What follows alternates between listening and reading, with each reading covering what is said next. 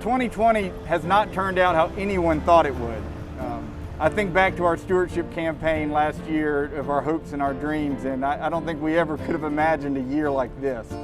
But one thing is definitely for sure is that the needs of Waynesville still exist, and the ministries at First United Methodist Church still has a purpose and a place here. And I'm very grateful to all of you. When I think about our stewardship time last year and wow, really almost record-breaking commitment to not only to give and be generous, but also to serve. And then, bam, we go right into to this year of pandemic. Well, I'm still very proud of you because I can't tell you how many of you all have written emails and called the church and said, how can we serve and how can we be the church? Because like Mike said, the ministry has had to change, but the need hasn't changed. In fact, the need that our community has, and even that we have as members together, they seem to have only increased. And so we've had to adapt. We've had to try to be creative and be the body of Christ together. And so now we just want to take some time to give you a look at specifically some of the stuff that's happening and ways that we're continuing to be First United Methodist Church in this place. When I became pastor at First United Methodist Church about 3.5 years ago, one of the things that impressed me the most was this church's love and a deep desire to be a presence for the community and make our community a better place. And I think for me, and maybe for you too, that becomes most obvious and is reflected the most when we see how much our building is used by the community. The space that we provide, probably any day, if not every day of the week, from every possible group in the community, when they have a specific need and they approach us about that, we make room for them. And what that does is it enables them to go about their business and do the things that they do to make life better around here.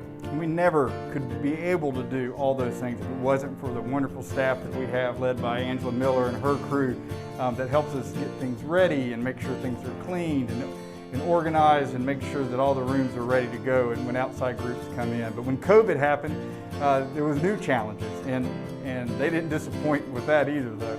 They took that opportunity to have an empty building to come in and say, okay, what are some things that we need to get done that we can never get done? And they started hitting and remodeling the whole education wing from top to bottom. There's new paint on every wall, drop ceilings on the 3rd floors. We fixed leaks that we never thought we'd have a chance to get to. So I'm just very thankful for all the work that Angela and her group have done to make sure that the building is continuing to be improved so that when we do have more people come back in, the building will be ready for them. So we're excited that as we move forward, our building is starting to open up and groups are starting to meet. Groups have been meeting actually all along, and one of our big concerns is the safety of our building. You know, so when the Friendship House is in operation, when our AA groups come, our preschool is open as much as it can be for our community and so on. We know that we're responsible for any and all of the groups that come. And as we anticipate smaller worship gatherings and the creative ways we'll gather in this space moving forward, it needs to be safe. And so we make sure that masks are everywhere. We're spraying down stuff with Lysol and the kinds of sprays that will not just kill bacteria but also viruses. We're making sure that the ventilation is right in any room that's used, and realizing that we've got the ability for smaller groups to meet safely. Alex is on the front lines, and so when you come in, here's the table where you can experience some of these things. You can make sure that your hands are clean, and she'll do a temperature check. And if your temperature is right, then you can come in the building. It's really cool stuff.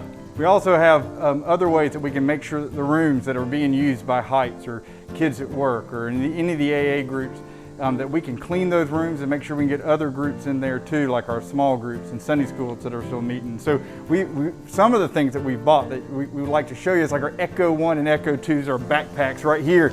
And these things can, in just a couple minutes, can totally desanitize a whole room to make sure that we can be safe as we start to meet again. With programs in our facilities like the preschool that's continuing to go in, our middle school after school program, which is about to get started, there's a lot of programs that haven't started, but they've had to kind of reshift and do all kinds of things. I mean, worship, what you're watching right now, what used to be a Sunday morning activity where we had 3 services here on our campus. We're trying to fulfill that need in so many different ways, with a Tuesday morning worship, a Wednesday live prayer time at noon, a Thursday night Zoom with Scott in the sanctuary and with other members of our worship team. We have our YouTube videos, which you're watching right now, and we also are starting an in-person worship service that's going to be every Sunday morning at 10 o'clock in our sanctuary. Another important part, we get together on Sunday mornings here.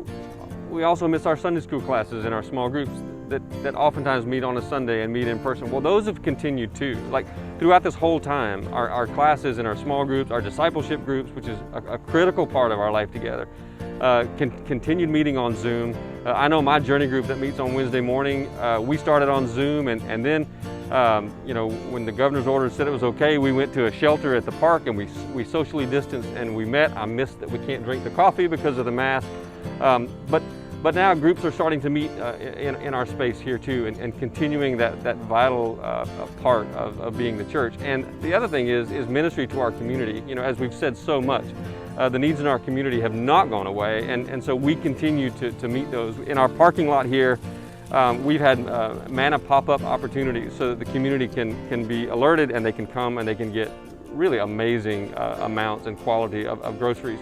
And the blood drives. I know we've had at least 2, if not more, of blood drives in our gym where we can safely meet these needs.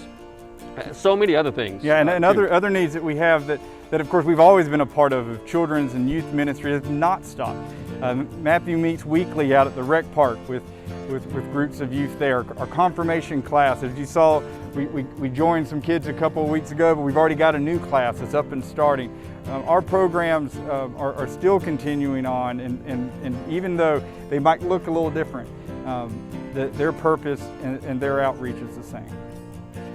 Well, we've talked about the buildings, we've talked about our programs, but we know this church is so much more than just that.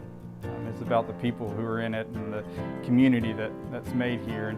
And congregational care, Rachel does an amazing job leading up. Used to kind of consist of calling people in the hospital, making sure there was meals for those families who were in need. Our prayer shawl ministry, or visiting those in nursing homes. But during COVID, that need has grown a lot. That the congregational care job and responsibilities has just grown so much. Yeah, we've lost so much these days, and I think those of us on staff, we feel that anytime one of you comes by and we're distanced from each other and we're being safe, and yet my heart just starts pounding because I've missed you so much. And I have, all of us have come to understand and realize the importance of physical presence and seeing each other and being in the same room. And so we know that the toll that takes on us is pretty tough. And so the challenges of, and Rachel has done an amazing job of leading the rest of us in our attempts to connect with you and to make phone calls. I mean, we can't make visits in the hospital, and we can't come to your home and visit, and that's been really hard for us, and we know it's been hard for you too. And so as we continue to work to connect with you and just to see how it is with your soul and to make sure that you're okay, we also feel a little bit overwhelmed with the enormity of that task. And so we all need to own that. As I think we've said all along, whenever we say, hey, reach out to your people and text and call and connect, we all know the importance of that, and you all have expressed that too. And so just know that we're thinking about you and moving in your direction as much as possible, but also that we hope that your classes, your Sunday school groups, your discipleship groups, your family groups, that you're being mindful of that too, and that we're being the body of Christ together in this way. As 2020 ends and we go ahead to 2021, and to that unknown, one thing I am very, very glad to be is a part of this community here in Waynesville, a part of this church and the ministries that it has, and knowing that whatever needs or things that will come up next year, knowing that we'll be able to handle it together. And for me, as I look forward, I think about these last months together with this group, with our staff, and just the amazing way that they have adapted and adjusted and met the needs that we all have and that our community has. And I realize it's the same for all of us as an entire congregation. We have to figure out what does ministry look like moving forward. And I think in this process, more than ever, I have realized that our generosity, our being good stewards, it always has been, but we feel it more than ever. It really is about a whole lot more than our giving, our financial resources. It's about giving our whole selves. So not just our generosity financially, but our generosity with our time, with our spirit of joy and life when we have it on those days, to reach out to someone who might be in a lower place, a more painful place. But we're all very grateful for you, our church. We feel called, each and every one of us, to be the church with you and not only to lead you, but to follow you as well. And so we just want to say thanks. Thanks for being who you are. Thanks for the ways that you give. That's going to be our hope moving forward.